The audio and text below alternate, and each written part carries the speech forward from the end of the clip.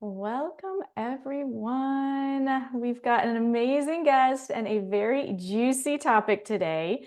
We have love in the air. It is February. It is high time we talk about love, intimacy, and migraine. Hey, everybody, this is Adrienne DeLorco, and I'm so excited to bring our guest here today, Dr. Dawn Buse. I'm going to share more about her very shortly, but let's talk about what we'll be discussing today and what you guys in the chat and the live stream can definitely share out questions. We've got a few submitted as well, but nothing's off the table today. We're going to talk about how migraine affects our love life. How do we start dating with migraine? Does a sexual pleasure help or worsen migraine? Does migraine impact our libido? How does migraine impact our relationships with our partners? So many good, interesting things. And before we introduce our fabulous guest, Dr. Dawn Buse, remember the Migraine Self-Care Challenge kicks off this Monday, February 10th, and we go for 12 days where I will share easy prompts for self-care, easy practices like yoga for migraine, somatic tracking, and more for high and low pain days, so that you can help to soothe your migraine symptoms, have support and accountability to get your self-care going. You can join our challenge for just $26. I'll put the link in the chat, and everyone who joins also gets a bonus month in my migraine self-care membership. So we have Dr. Dawn Buse here. She is one of my migraine heroes that I've admired for a long time. She has been everywhere migraine related. You've probably seen her on the Migraine World Summit and so many fabulous migraine publications. Dr. Dawn Buse, PhD, is a licensed psychologist. She specializes in helping people live well with chronic diseases, including migraine, other headache disorders, and chronic pain. She's a clinical professor of neurology at Albert Einstein College of Medicine, assistant professor of clinical health psychology, doctoral program. You're going to have to help me for cough, graduate program of psychology, and was the director of behavioral medicine at Montefiore Headache Center in New York. And what I love too about Dawn, she has a great understanding and compassion for people living with migraine, but she also does research on how migraine impacts our personal lives. So Dawn, thank you so much for being here and sharing your expertise with us today. Thank you, Adrienne, and hello to everyone joining us. Welcome, welcome. So great to have such a wonderful expert to share and open up this important conversation on intimacy, love, and migraine, because we don't talk about it enough. Migraine affects everything, and it affects our love lives too. So, we probably heard that cliche, sorry, honey, not tonight, I have a headache. It's an excuse that we hear, but for people with migraine or headache disorders, this is a real phenomenon. So how does migraine impact our love lives and our personal lives? Well, you said it. Migraine can affect everything. We know that from big research studies like the Cameo study. We know that from one-on-one listening to and talking to people living with migraine and everywhere in between. So, of course, it's going to affect our love lives, our intimacy, and our relationships. We know that. So, the way we think about migraine, of course, is a disease. So someone has migraine and then they have attacks that happen. And it's kind of like other chronic diseases with episodic attacks like asthma or diabetes. Now, with migraine, someone may have migraine every day or almost continuous pain, whereas other people may have it less frequently. And as someone gets treated, perhaps they got to a point in their life where they had migraine really frequently, migraine attacks really frequently, and now they're down to a less frequent frequency of attacks, which is what we hope for. So we have these during attack phases and between attack phases of our life. And certainly during an attack, intimacy may seem like the last thing someone wants to think about. Often during an attack, especially that headache phase, where your head hurts, as well as those other symptoms. You have extreme sensitivity to light and sound and smells, and movement doesn't feel good. Um, Touch can be, right, really sensitive yeah, too. yeah, that's very understandable. That's not going to be a time when someone wants to think about being intimate, unless it's, there's a lot of definitions of intimacy, unless it's something very gentle, like a touch on the arm, or kindness, or someone sitting with them maybe. But a lot of times that's the time we want to just kind of be quiet, sleep, and let the migraine headache phase pass. And even before the headache phase, we have the pre-headache phase, the prodrome, which includes a lot of symptoms: cognitive impairments, feeling tired, feeling irritable, sometimes feeling euphoric, sometimes food cravings. That can be happening for 24 hours before the pain starts. Then we have that postdrome phase, which is another 24 hours after the pain has stopped. People feel washed out and tired and not themselves. So the whole migraine attack is much longer than people may think about. And that is not a time when people are feeling energetic, um, or wanting to engage in a lot of activities usually. And then what happens is people come out of that migraine attack and they think about, oh gosh, I've missed uh, caring for my family, my house, my chores. My house is a mess. My work isn't done, whether it's work of employment or schoolwork. And a lot of times that kind of migraine guilt, that a lot of people carry, kicks in, and they feel like, okay, I need to get these things done.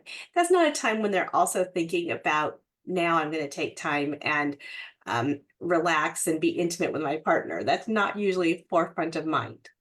Yeah, However, um, intimacy within a partner is pretty important in keeping the relationship feeling kind of healthy and feeling balanced. Um, Now, that's not to make people feel guilty, but we want to redefine kind of what intimacy might be, and think about little ways to start to make sure that they and their partner are getting that throughout their life, throughout their day, throughout the week, throughout the month, so that they're trying to keep that balance of having some good connection with their partner, whatever that might be, when they're able to do that. yeah. Thanks for sharing. Right, all these periods of living with migraine, whether it's the high pain peak of it or recovering from it. If you have daily symptoms, there's such an up and down, and to just normalize, yes, this is a challenge. And in my personal life too, it feels like migraine just can limit those opportunities for intimacy, because like it's just the stars need to align where you're feeling good enough, you've got time, your kids are in bed, whatever it is. So Yes. yeah, I know you've done some research or participated in some studies. Like how what does the data say about people's Oh, this love is lives? And very yeah. common that people felt that relationships were negatively affected by living with migraine. They felt like they didn't have time for intimacy or the connection in the way that maybe they had before migraine, or they had in lower migraine periods of their life. And that was for people with established relationships, people who were wanting to date or wanting to create a relationship. Talked about a lot of challenges with trying to find a partner, and thinking about, how do you share? How much do you share? How do you kind of present yourself in the best light?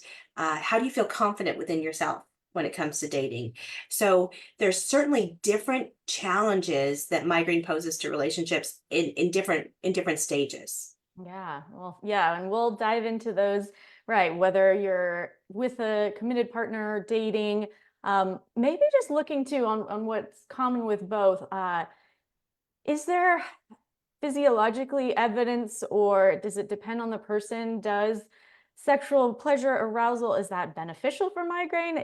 Can it exacerbate migraine? What's going on there? Well, this is going to be all about the timing again. Mm. This is probably not something that one is thinking about when they're in the midst of a migraine attack, especially the pain phase, but even before and after, when they're feeling tired and they're not really feeling like themselves.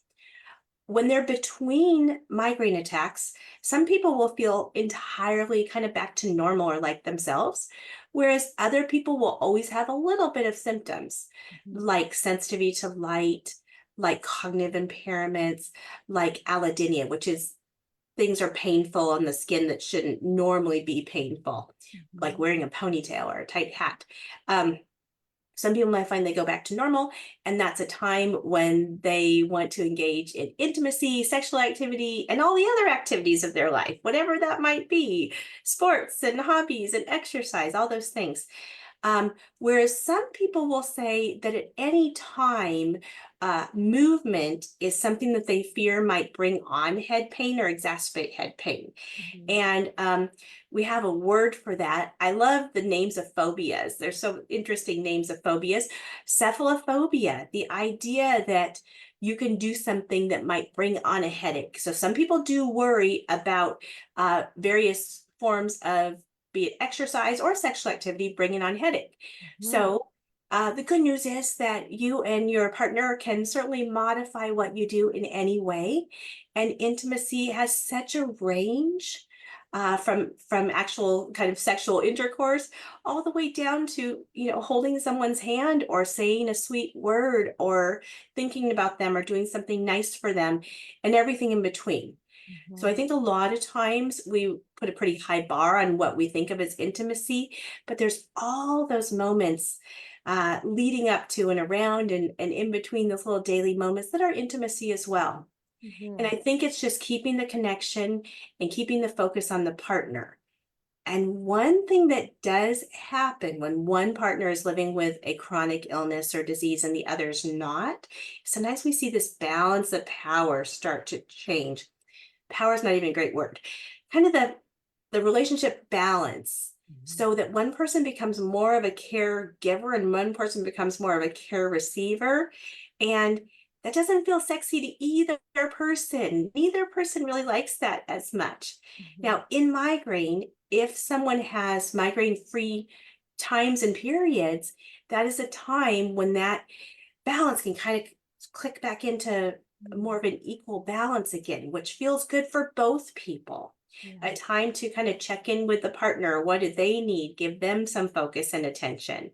Now, that's not to put this burden on the shoulders of the person living with migraine who's already juggling so much in their lives, but just knowing that when they have some time when it's not in a migraine attack, that's a great time to think about their partner, think about connecting in whatever way works for them. Yeah, thanks for sharing that. We're learning to lower the stakes of right what we consider intimacy, and I think it's also so important to have those little moments. So, throughout our lives where right, it's a hug, it's just sitting together. What would you suggest for people, maybe who do have frequent or daily pain and they want to be closer to their partner, but it's either been a while or they don't know how to broach the subject? Well, talking about anything is not always easy, but once you get started, it goes better. And this is really a communication type of subject. Mhm. And a lot of partners are going to be happy to hear this topic being brought up. So it can come out in whatever way feels natural, but just saying, I've been thinking about that we haven't had as much intimacy or not feeling as much intimacy, and kind of working together to figure out how can we change this? How can we modify things to work within my current physical state that we can still connect and still feel that intimacy? So that is a great conversation to have. And the person with migraine could just open it up and let the partner share ideas or thoughts. But talking about is the first way to start, first step. Great, thank you. And with that, whether you have daily pain or just trying to manage migraine and trying to create a more predictable schedule, many of us also struggle with going to bed perhaps earlier than our partners and not wanting to get off our schedule for intimacy or feeling like there's just not a good moment for it. Do you have Yes. suggestions there? Absolutely, absolutely. And of course, we all know the good news is that intimacy and sex can happen anytime, doesn't have to be at bedtime. Mhm. And maybe that is the key for one couple, that maybe they find another time. Mhm. Now, a lot of times people with migraine are in very busy times of their life. They have children, they have jobs. So the idea of a middle of the day rendezvous sounds like that. How is that going to happen? So you do have to get a little bit creative, but thinking about scheduling, finding that time for intimacy and making those spaces is really important. And it's Mhm. going to look different for every person. For someone with small children, you and I both have young kids, you need to think about planning that date night, maybe getting a babysitter. Um, for other people, it may be work schedules, travel schedules. And I know people may say, oh, planning, that sounds really clinical and that does not sound very sexy. But just making that time and space um, is actually something that both people can look forward to and know that they're going to have that time. Now, we know that migraine strikes most often without warning, and it is a possibility that when someone does plan, that plan's going to be thrown by the wayside when a migraine attack happens. But just keep trying to make those date times, make that plan for time with a partner. And Yeah. again, as much as planning for intimacy and sex is important, planning other partner time is important too. Something fun, something silly, something a hobby, something challenging, something interesting, something you both enjoy doing, so that you're connecting like you did when you were dating. That you're Mhm. connecting, and it's not just about the kids and the household responsibilities and the finances and those big topics. It goes back to something enjoyable. Yeah, and I can attest as as a working mom. I mean, it is hard to prioritize all those things, and migraine can take such a big chunk of our focus and our energy. So, uh, and it takes flexibility too from our partners. Sure, we can both be looking forward to something, but sometimes migraine hits and we have to adjust. I think having lowering those stakes though of not feeling like pressure if something doesn't work out, kind of knowing how to adjust. Very much so.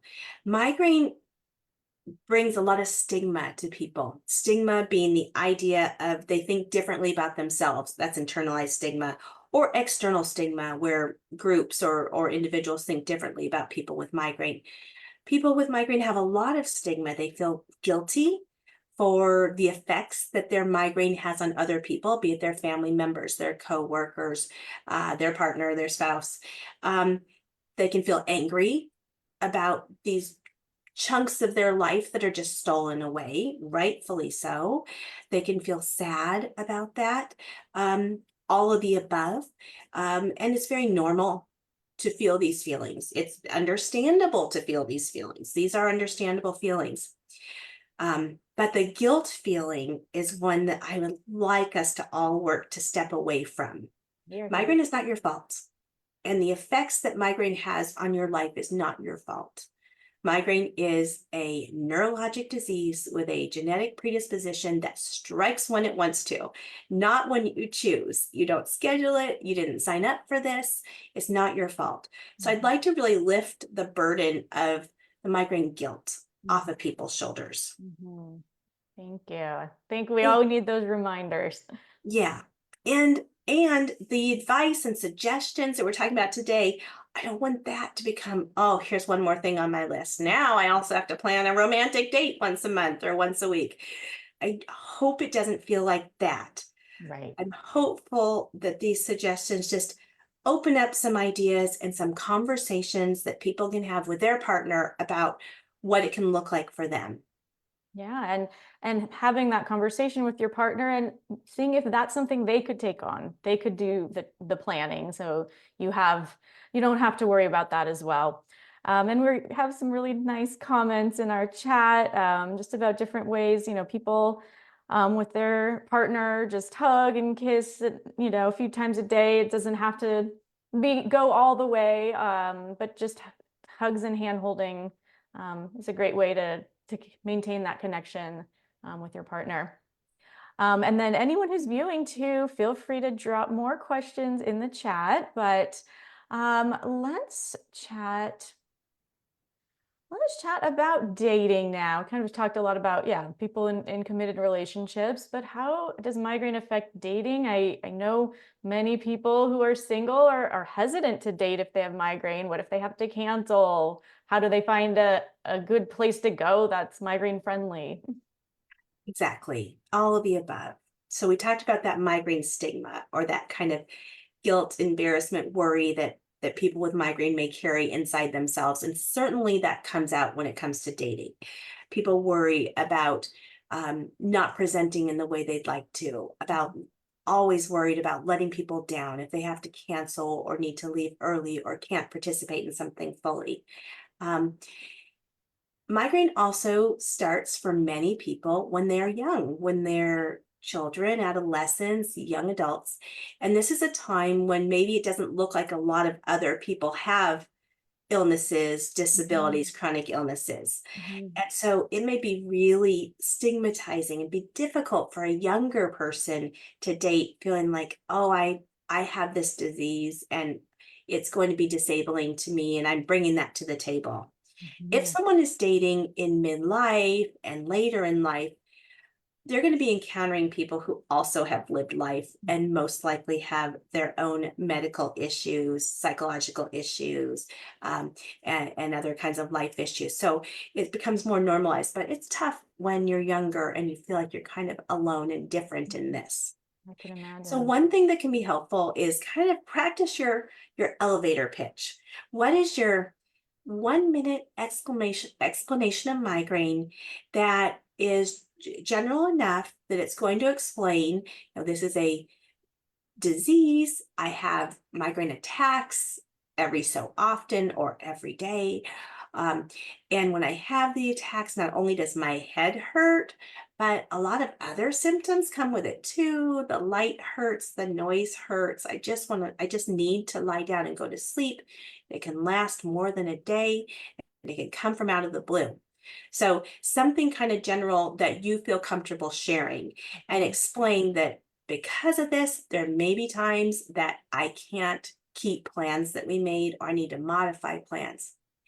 And I think once people say that, they'd be surprised um, how well that's taken. mhm. It's And not. pretty much everyone knows someone with migraine too. So yeah, it opens that door, that of connection and understanding. I think you're right, Adrian. I think they're going to say, "Oh, my mom has that. Oh, my aunt, I remember having that. Someone I work with." I think you're right. They're going to have some connection if they don't even have migraine themselves, and that's going to lead to a little bit more empathy and understanding, and that kind of sets the stage right off. It sets kind of starts to establish your healthy Mhm, boundaries. That there may be times when you'll need to cancel, and it's going to be helpful if that person can be understanding. It's not about them, it's just about your migraine. Now, if someone just shuts off right then, probably we're going to say good riddance, because mhm. that is not going to be a good partner for someone if someone is that inflexible right from the beginning. Yeah. So you So, recommend having this conversation pretty early on. fairly early on, because for the person with migraine, this might be really in their mind and creating a lot of worry for them. Right. If it's not creating a lot of worry and anxiety for the person, maybe their migraine's very infrequent and their treatments really control it pretty well. Maybe they don't feel like they need to talk about it right away. But for someone who's really worried about thinking about it and worried about needing to cancel, needing to change plans, just getting that out there actually explains why that might happen in a good way. In fact, Mhm. the other person may worry, oh, she canceled because she doesn't like me or thinks something else. And Mm. it might actually be reassuring for that person to hear, oh, I had a migraine attack. Here's what happens, and let people know in advance. So that starts to establish your boundaries. It also really places good kind of value on yourself. It values who you are and what your needs are. And it really shows the true you.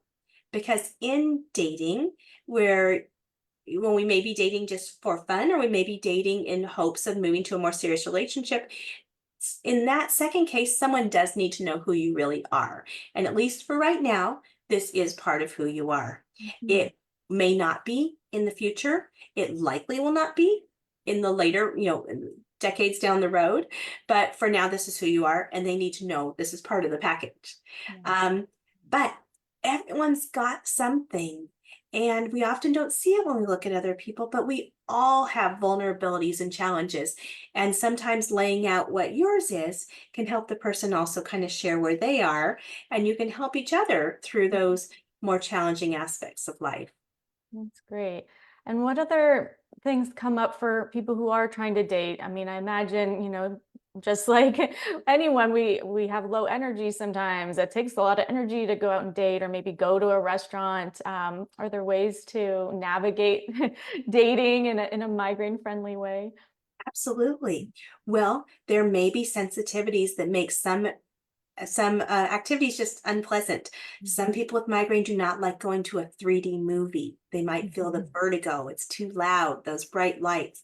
And so that is a good time to actually take the lead and think about something that would be pleasant or enjoyable, things you would Mhm. like to do, and offer those things you'd like to do instead of just saying, I can't do bright lights, smells, Mhm. sounds, 3D movies. Start with something that you would like to do. Yeah, and I think that's a great tip too, just for people in committed partnerships. Sometimes finding those activities that work together can be a challenge. We want to have that flexibility to sometimes do things more low key, and making those suggestions yourself is a great idea.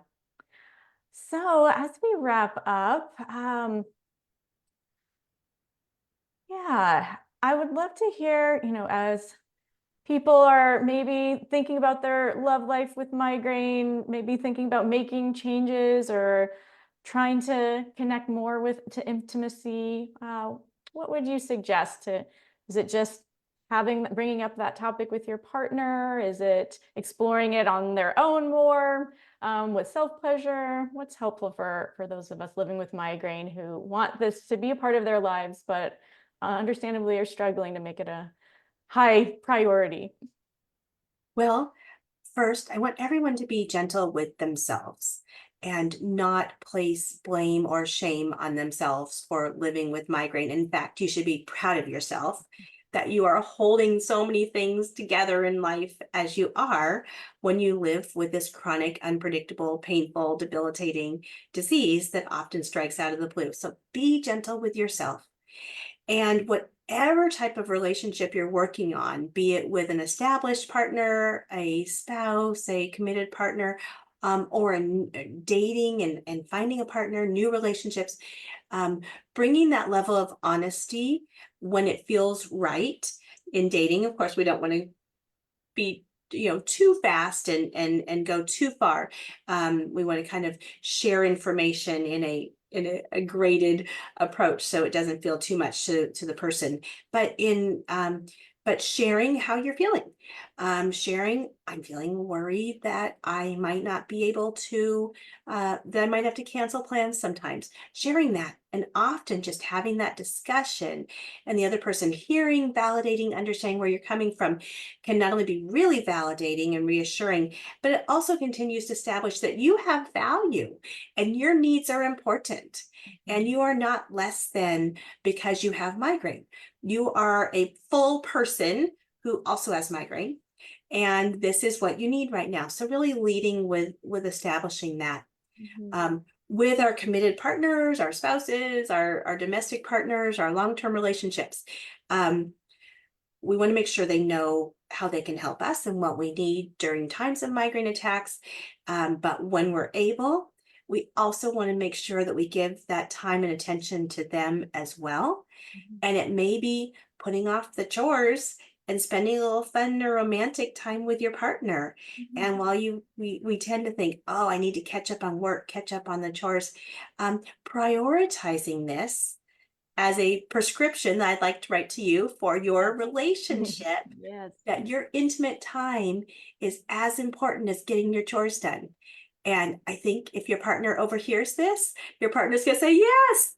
So just kind of prioritizing that when you feel well enough, when you feel up to it, when you want to, and remembering that is a whole range of things from the flirting and the kind words and the touching of the hand and the helping out during the day, all those things up um, to intercourse or self pleasure or whatever kind of the end is for you and your partner, there's a whole range of actions that strengthen your relationship and keep you more on that balanced partnership level. So neither of you starts to feel an imbalance that is not feeling good for either of you. So kind of just trying to keep that Love that partnership there. prescription, our love prescription. Yes. Yes, because right, I think with living with migraine, it's so easy to get behind on things, and then we feel like we got to catch up, and our to-do list can just seem like the most important thing.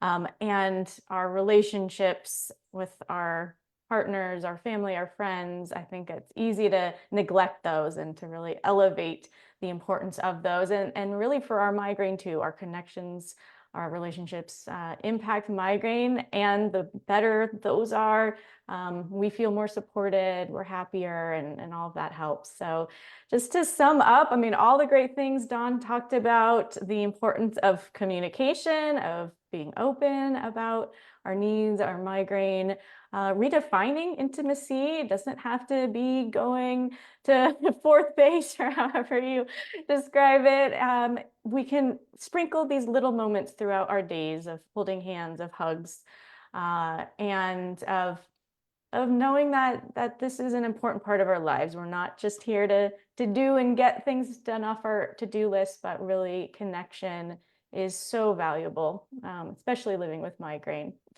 So Dawn, anything else you'd like to leave us with? It was so good to hear all your great tips and insights. Thank you, Adrian. I love your summary and acknowledging that it's hard to get everything done in the world that we want to, everything in our lives, and life with migraine is not easy. So this is not to be another thing on your to-do list, but more the freedom to let the enjoyable parts of life come up higher on your to-do list and not have to always catch up on work and chores and all those responsibilities. So what brings you joy and pleasure and relaxation and what it feels good to your partner should be a priority too.